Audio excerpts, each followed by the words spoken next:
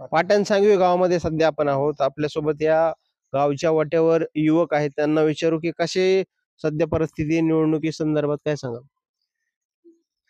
2024च्या घेतलेल्या निवडणुकीमध्ये देशाचे यशस्वी प्रधानमंत्री नरेंद्रभाई मोदी यांच्या नेतृत्वाखाली होत असलेली ही निवडणूक आणि देशाला उच्च स्तरावर नेण्याचं काम या देशाचे प्रधानमंत्री नरेंद्रभाई मोदी यांनी केलं आहे. अनेक योजनेमधून, अनेक कार्यामधून नरेंद्र मोदींनी आपलं काम बजावून जागतिक लेवलमध्ये भारत हा देश नंबर 1 ला आणण्याचं काम नरेंद्रभाई मोदींनी केलं आहे. आणि नरेंद्रभाई मोदींच्या नेतृत्वाखाली बीड लोकसभेच्या उमेदवार लोकनेत्या पंकजाताई मुंडे यांना बीड लोकसभेची उमेदवारी जाहीर केलेली आहे.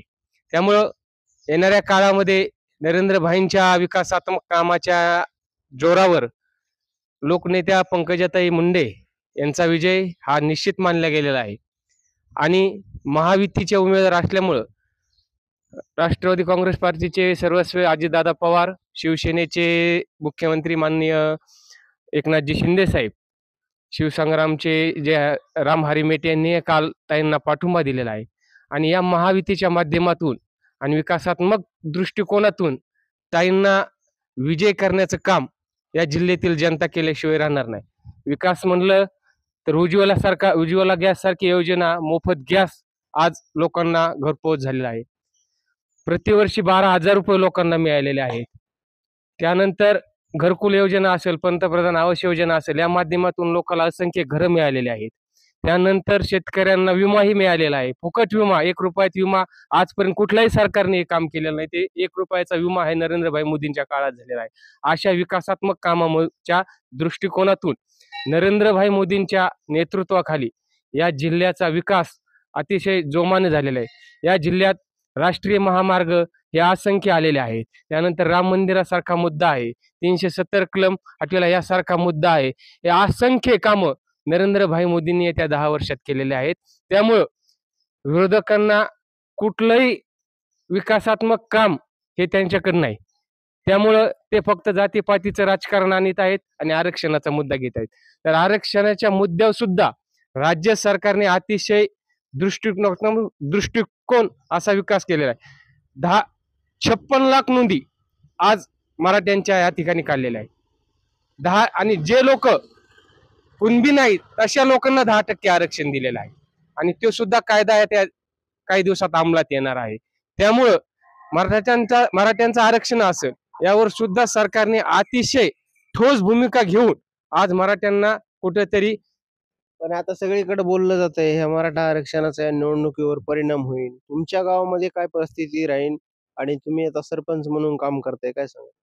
आरक्षणाचा मुद्दा हा इतका काही कुठं हे नाही. आरक्षण हे सरकारने दिलेलं आहे, 10% आरक्षण दिलेलं आहे. आणि लोकांना जनतेतला माणूस पाहिजे. आणि जो गाव लेवलला, ग्राउंड लेवलला चांगलं काम करतो, जो कार्यकर्ता काम करतो, ते मतं घेणारच येतं. त्यामुळे जातीचा प्रश्न काहीच नाही. टिकलं जाणार नाही आणि सगळे सोयरेचं हे जे जरांगे पाटलांनी लावून धरलंय आणि यातूनच सध्या सगळीकडे चर्चा होत आहे. तुम्हाला काय वाटतं?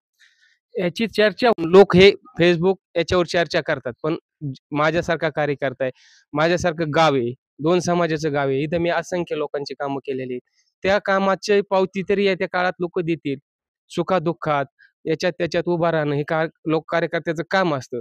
जो कार्यकर्ता निष्क्रिय आहे त्या गावात असं होईल. पण ज्या गावात कार्यकर्ता निष्क्रिय नाही त्या गावात जातीवादाचा कुठलाही प्रकरण होणार नाही. आता बीड लोकसभेसाठी महायुतीचे उमेदवार पंकजा मुंडे आणि महाविकास आघाडी बाप्पा सोनवणे यांना उमेदवारी जाहीर झालेली. कशी लढत राहील? तुमच्या गावची काय परिस्थिती होईल या संदर्भात?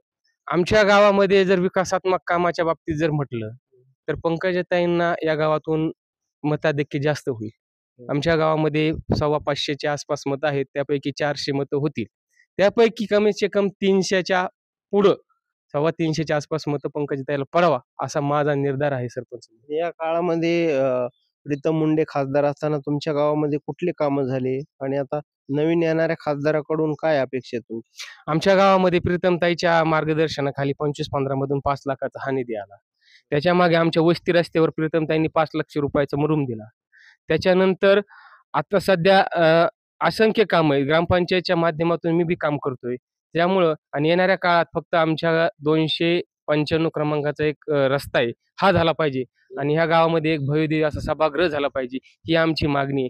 तर या मागणीसाठी मी आदरणीय भीमरावजी धोंडे साहेब असतील, आदरणीय विजयकुमार घोलार साहेब असतील, यांच्या नेतृत्वाखाली या गोष्टीचा पाठपुरावा करीत आहे. त्यामुळे येणाऱ्या काळात लोकप्रिय खासदार पंकजाताई यांच्या मार्गदर्शनाखाली ही 2 कामं केल्याशिवाय मी राहणार नाही. एकूणच आपण पाहिलं की अशी परिस्थिती सध्या आहे. गावागावातल्या पारावर, वाट्यावर जाऊन अशी प्रतिक्रिया व्यक्त होत आहेत. युवकांनी सुद्धा अशा प्रतिक्रिया व्यक्त केल्या जात आहेत. सध्या जो मराठा आरक्षणाचा प्रश्न आहे, चर्चेला जातोय. मराठा वंजारा असा वाद पेटवला जातोय. गावागावामध्ये चर्चा आहे. Facebook, WhatsApp, सोशल माध्यमातूनही कमेंट अतिशय खालच्या पातळीवर जाऊन केल्या जाते. काय वाटतं तुम्हाला? नाही, सरकारने 10% आरक्षण तर दिलेलंच आहे. प्रश्न आहे तो, की सख्या सोयऱ्याची अंमलबजावणी करणे. शासन त्याच्यातून निर्णय कुठेतरी काहीतरी निर्णय घेऊन त्याला पायाभूत सुविधा करून देतील, असं एक मला अंदाज वाटतो.